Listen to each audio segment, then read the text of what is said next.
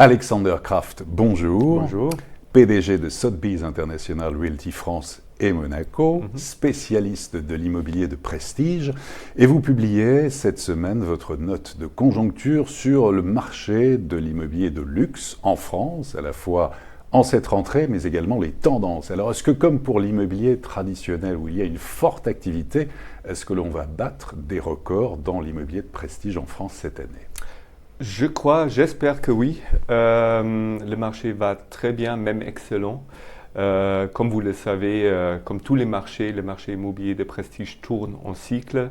Et après un cycle très difficile entre 2012 et 2017, nous sommes dans un cycle très positif depuis 2018, depuis les élections. Et il semble qu'en 2019, le marché il passe vraiment à la deuxième, voire la troisième vitesse. C'est-à-dire que vous ferez sans doute, vous en tout cas au niveau du réseau Sotheby's, sans doute peut-être une meilleure année 2019 déjà que 2018 qui était très bonne. Ah, c'est assuré. Donc je crois qu'on va finir à plus 40% par rapport à 2018. Donc encore une hausse très très importante. Il y a deux facteurs si vous voulez. Le marché parisien, il reste très très fort. Avec des grandes ventes toutes les semaines, on a des ventes entre 5 et 10 millions quasiment chaque semaine. Chaque semaine, des ventes à plus de 5 millions d'euros à Paris. Tout à fait, à travers nos 10 agences toutes les semaines. Mais la grande tendance, cette vague parisienne, elle gagne aussi aujourd'hui le Provence. Et on voit une vraie hausse en Provence d'activité et je crois les gens sont en train de rattraper leur retard pour acheter des résidences secondaires en région et ils profitent du fait qu'il y a encore beaucoup de stocks sur le marché, que contrairement à Paris, les prix sont encore très raisonnables et ils savent que c'est le moment d'acheter. Et on a des ventes records quasiment dans tous les marchés, soit les stations balnéaires, soit les autres marchés.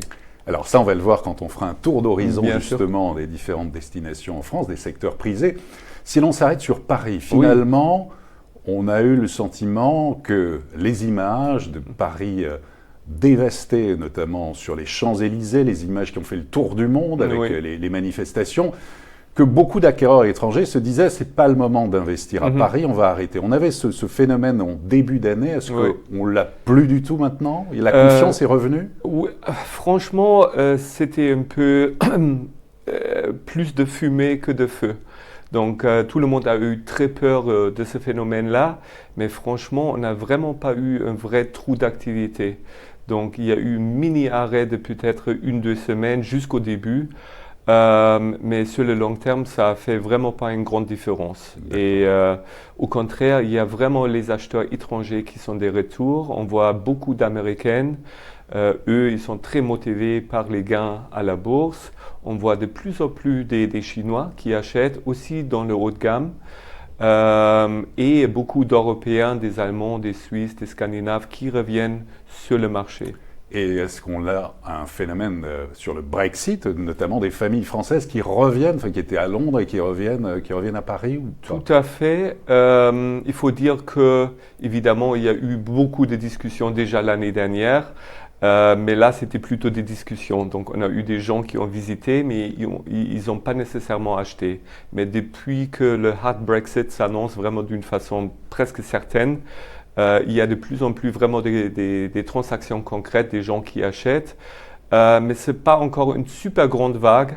Je crois qu'il faut vraiment attendre le tout dernier moment, jusqu'avant le Brexit, où on va avoir encore plus d'activité. Et notre problème, évidemment, c'est aussi que les gens qui ont leur résidence principale en Angleterre, ils n'arrivent pas à vendre en ce moment. Donc, ils sont un peu bloqués là.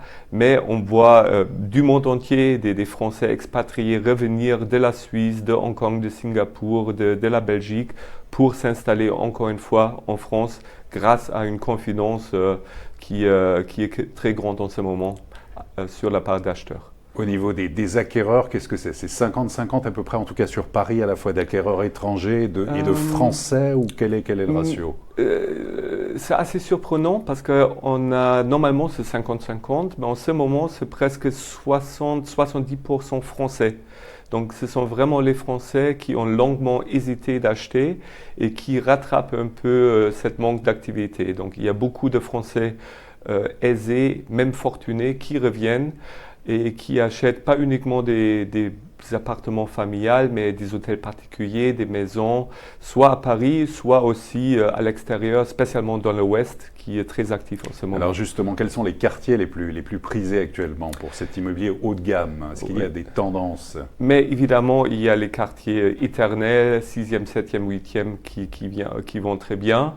On voit que le 16e devient de plus en plus chic. Évidemment, c'était toujours un quartier familial, mais on voit aussi beaucoup plus d'étrangers et des jeunes acquéreurs qui s'installent là-bas.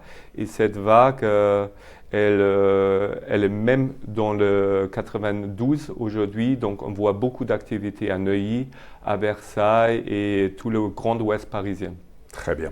Et vous nous disiez donc tout à l'heure quasiment une vente chaque semaine pour des biens de plus de 5 millions d'euros. Oui, tout à fait. Est-ce même que plus, ouais. maintenant, il y a eu un record notamment, ou pas, dernièrement à Paris Mais disons, on a déjà eu plusieurs ventes à plus de 20 millions cette année à Paris. Où donc, ça, rive gauche, grosso modo, et aussi on a quelque chose dans les tuyaux, rive droite, proche de l'Étoile.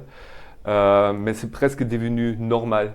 Mais pour moi, la vraie nouvelle, il y a un marché haut de gamme très stable où on voit vraiment une activité continue. Un marché fluide, tout à fait. Sans augmentation, sans folie sur les prix, en tout cas. Je crois que les prix sont en train de se calmer un peu en ce moment. On a atteint les prix de 2011, mais je ne crois pas qu'on va les dépasser nécessairement.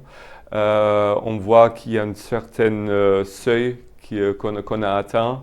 Et je crois que c'est une bonne chose parce qu'on ne veut pas avoir justement une grande boule comme en 2011. Donc pour un marché sain, je crois que c'est mieux que les prix sont en train de plafonner sur un niveau plus ou moins raisonnable. Alors Alexander Krafft, vous nous disiez tout à l'heure qu'en fait le marché parisien fonctionne très bien, bon dynamisme. Alors maintenant, si on élargit aux régions de France, avec les destinations prisées, à la fois sur le littoral ou les stations de montagne, quelles sont les plus belles ventes que vous avez réalisées récemment pour nous faire rêver aussi? Alors, quelques exemples. On a des ventes partout. Si on commence avec le sud, cette marché-là était très déprimé, mais on voit un vrai retour des acheteurs, aussi des Français, qui ont redécouvert un peu le Midi. Là, par exemple, sur la Côte d'Azur, on a vendu plusieurs grands biens à plus de 20 millions, directement pied dans l'eau, une belle villa pour plus de 10 millions à Villefranche-sur-Mer. À Corse, on a vendu une grande propriété, pied dans l'eau, une villa contemporaine de rêve pour 10 millions. Dans le Var, on a vendu l'ancienne propriété de Bernard Buffet pour proche de 10 millions. Palais Metterlink aussi, un appartement. Palais Metterlink, un appartement à Nice pour plus de 6 millions, qui je crois un nouveau record pour Nice. Donc très belle vente là aussi. Après, on a eu des ventes partout. Si on prend vraiment des marchés prisés par les Parisiens, Île-de-Ré, on a vendu à Saint-Martin-de-Ré un très bel bâtiment, un ancien chantier naval qui était réimaginé par un architecte qu'on a vendu pour 3,5 millions. À Biarritz, une grande propriété pour plus de 2 millions. Franchement, c'est vraiment partout. Voilà. Donc, et ça fait plaisir de voir ça encore une fois. Ça, ce sont pour les biens vendus récemment. Et sur les plus beaux biens à la vente que vous avez actuellement au sein du réseau Sotheby's, quels sont-ils? Alors, si je fais une tour encore une fois, dans le sud par exemple, on a un château proche de Cannes avec une vue mer incroyable pour plus de 30 millions. En Corse, on a un château 16e avec un grand terrain très très rare aussi pour plus de 10 millions. À Biarritz, on a un appartement pied dans l'eau magnifique comme un mini palais pour 7 millions. À Perpignan, on a un château Art Nouveau qui était très joliment Le château rénové. d'Aubierry qui a servi de Exactement. décor au film L'eau à la bouche. C'est exactement Avec ça. Bernadette Lafont, musique de Serge Gainsbourg. Et Et, voilà, mais absolument. Et c'est un bien qui est très connu, mais qui a bénéficié d'une très belle rénovation depuis la dernière apparition sur le marché. Et voilà, c'est vraiment très intéressant maintenant et c'est un petit joyau vraiment. Ouais. Et puis à Megève aussi. À Megève, on a un grand domaine de signé Jean Nouvel pour 35 millions qui est vraiment quelque chose unique qu'on ne trouve jamais encore une fois. Voilà. Donc, Bon, voilà pour faire rêver. En tout cas, Alexander Exactement. Kraft, optimiste pour cette année 2019. Très optimiste. Donc, on a déjà eu un été très actif. Normalement, juillet, août sont assez calmes à cause des vacances. Mais là, on a quand même vendu plus de 170 millions. Et juste en septembre, je crois, on va vendre des biens pour plus de 100 millions. Donc, ça sera un troisième trimestre très, très fort. Et je suis très optimiste pour le reste de l'année. Alexander Kraft, merci beaucoup. Merci, Olivier. Et à très bientôt pour une prochaine édition du Club Imo.